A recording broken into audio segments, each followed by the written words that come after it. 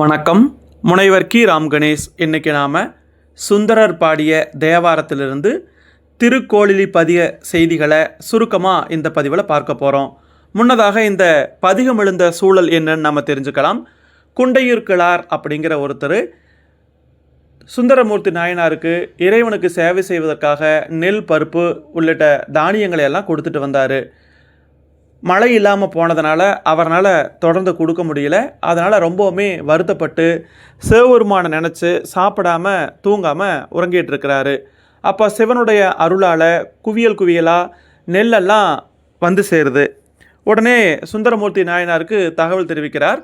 சுந்தரமூர்த்தி நாயனாரும் அந்த நெல் குவியலையெல்லாம் பார்த்துட்டு அதை எடுத்துகிட்டு போகிறதுக்கு ஆள் இல்லையே, அதை கொண்டு போய் வைக்கிறதுக்கு ஆள் இல்லையே அப்படின்னு சொல்லிட்டு சிவபெருமான்கிட்ட ஆள் கேட்குறார். அந்த மாதிரி தான் ஒரு 10 பாடல்கள் இந்த திருக்கோளிலி பதிகத்தில் அமைஞ்சிருக்கு. இப்போ ஒவ்வொரு பாடலுக்கான பொருளை மட்டும் பார்க்கலாம். பாருங்கள்.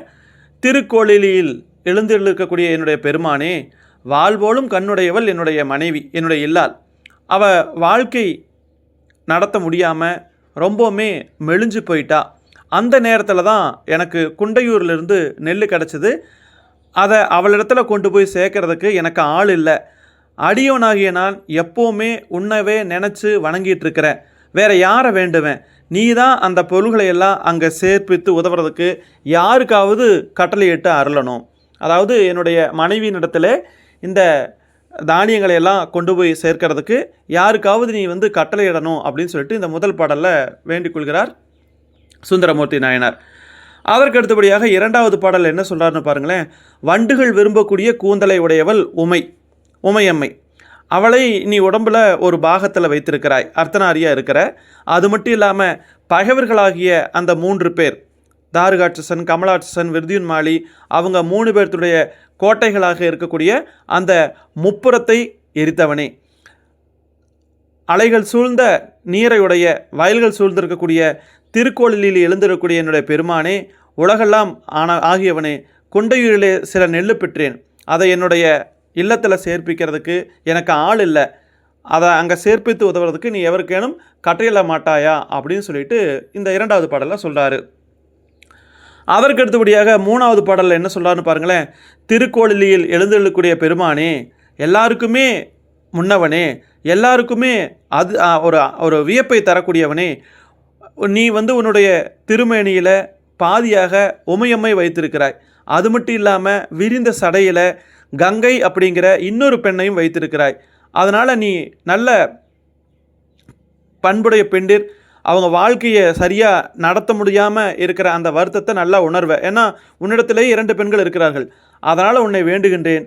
அடியேன் குற்றமில்லாத சோலைகள் இருந்த இந்த குண்டையூரிலே சில நெல் பெற்றேன். அவைகளை என்னுடைய இல்லத்தில் சேர்ப்பிக்கிறதுக்கு, என்னுடைய வீட்டில் சேர்ப்பிக்கிறதுக்கு யாராவது ஆட்களை நீ தான் அனுப்பி வைக்கணும் அப்படின்னு சொல்லிட்டு இந்த 3வது பாடலை குறிப்பிடுறாரு. அதற்கு அடுத்தபடியாக 4வது பாடலில் சொல்கிறாரு பாருங்க. திருக்கோளிலியில் எழுந்தில் இருக்கக்கூடிய பெருமானே, நான் உங்கள்கிட்ட சொல்ல வேண்டுவது என்ன உள்ளது? நல்ல கோவைப்பழம் போல வாயினுடையவள் உமை, அந்த பெண்ணை திருமணம் செய்து கொண்டு இடபாகத்தில் வைத்தார். அதன் காரணமாக யாராவது ஊருக்குள்ள பெண்ணை பழி சொல்கிறாங்களா? இல்லை. எனக்கு நீ இந்த இல்வாழ்க்கைக்கு உரியதனை செய்தாலும் உன்னை யாருமே ஒன்றும் சொல்ல மாட்டாங்க. எனக்கு ஏதாவது உதவி செஞ்சாலும் சில நெற்களை நான் வைத்திருக்கிறேன்.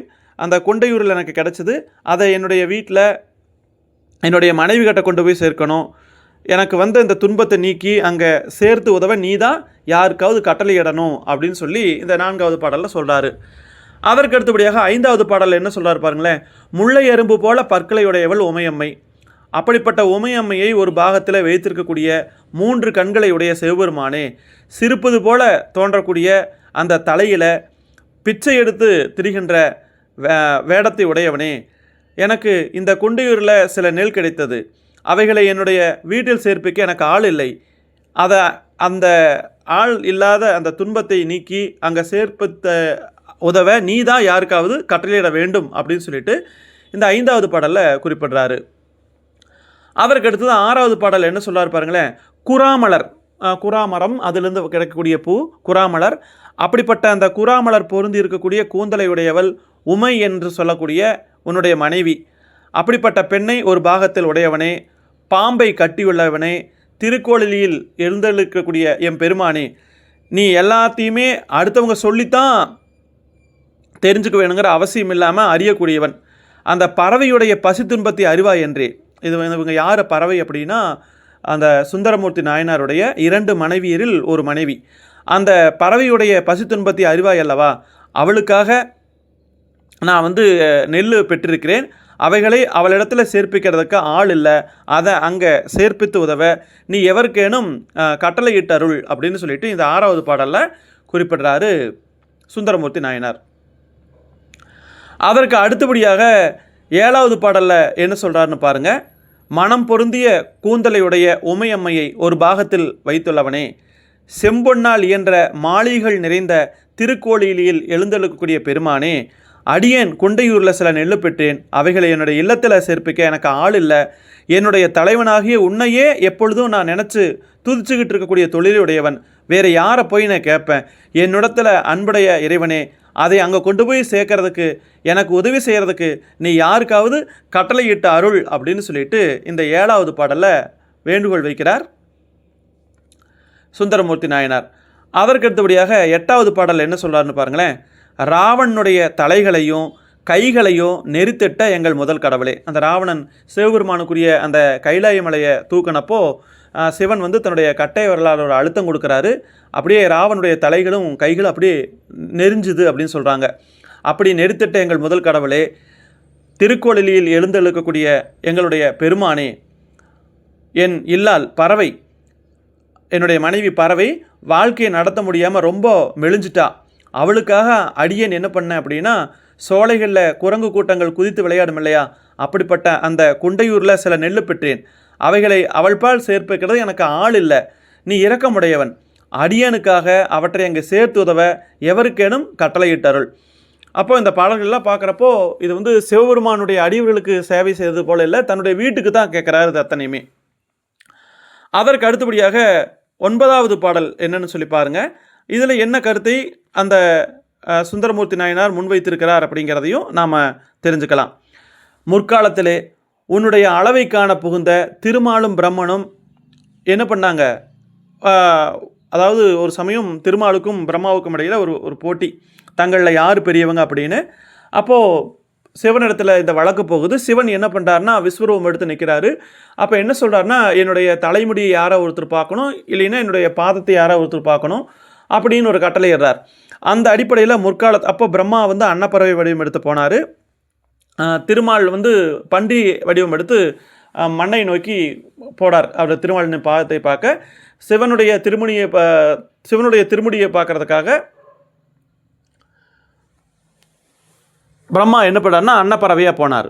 அப்போ அந்த செய்தி தான் இங்கே சொல்லப்பட்டிருக்கிறது.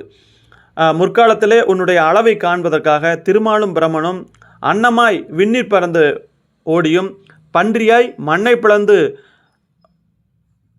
போயும் காண முடியாத ஒரு திருவடியை உடையவனே, தெளிந்த அலைகளை உடைய நீரை உடைய வயல்கள் சூழ்ந்திருக்கக்கூடிய திருக்கோளிலில் எழுந்திருக்கக்கூடிய பெருமானே, எல்லா உலகங்களும் ஆனவனே, அடியேன் குண்டையூரிலே சில நெல் பெற்றேன், அவைகளை என்னுடைய வீட்டில் சேர்ப்பிக்க எனக்கு ஆள் இல்லை, அவற்றை அங்கு சேர்த்து உதவ நீ எவருக்கேனும் கட்டளையிட்ட அருள் அப்படின்னு சொல்லிட்டு இந்த 9வது பாடலில் குறிப்பிடுறாரு சுந்தரமூர்த்தி நாயனார். அதற்கடுத்தபடியாக நாம் பார்க்கக்கூடிய 10வது பாடல் இந்த பதிகத்தினுடைய இறுதி பாடல். இதில் என்ன செய்தி அப்படிங்கிறதும் பார்த்துடலாம். கொள்ளையினது வளங்களையுடைய முல்லை நிலத்தையுடைய திருக்கோளிலியில் விரும்பி இருக்கக்கூடிய பெருமானே, நல்லவர்கள் துதிக்கின்ற திருநாவலூரான்னு தன்னை பற்றி தான் குறிப்பிடுறார். திருநாவலூரை சார்ந்ததுனால சுந்தரமூர்த்தி நாயனாரை நாவலூரான்னு சொல்லுவாங்க. அந்த நாவலூரான் அவனுக்கு நெல் எடுக்கிறதுக்கு ஆள் வேணும். அவன் பாடி அந்த 10 பாடையே யாரெல்லாம் பாடுறாங்களோ அவங்க தேவர்களுக்குரிய உலகத்தை பெறுவார்கள். அப்போது இந்த சுந்தரமூர்த்தி பாடக்கூடிய இந்த பாடல்களை எல்லாம் யார் பாடுறாங்களோ, இந்த நெல் வேண்டி பாடின இந்த பாடல்களை யார் பாடுறாங்களோ அவங்களுக்கு தேவர்களுக்குரிய மேலான சொர்க்கம் கிடைக்கும் அப்படிங்கிறத இதில் குறிப்பிடுறார். இவ்வளோதான் அந்த பதிவு கருத்து. அப்போது சிவனடியார்களுக்கு சேவை செய்வதற்காக இந்த நெல் கேட்கவில்லை, அது எல்லாமே சுந்தரர் தன்னுடைய மனைவி பறவைக்காக கேட்டது அப்படிங்கிறத இந்த பதிகத்தின் மூலமாக நம்மால் தெரிஞ்சுக்க முடியுது. இது ஒரு நகைச்சுவையாக இருக்கக்கூடிய ஒரு பகுதி தான். மிக்க நன்றி. மீண்டும் நாம் இன்னொரு பதிவில் சந்திக்கலாம். நன்றி. வேறு ஏதாவது சந்தேகங்கள் தான் நீங்கள் கேட்கலாம். நன்றி.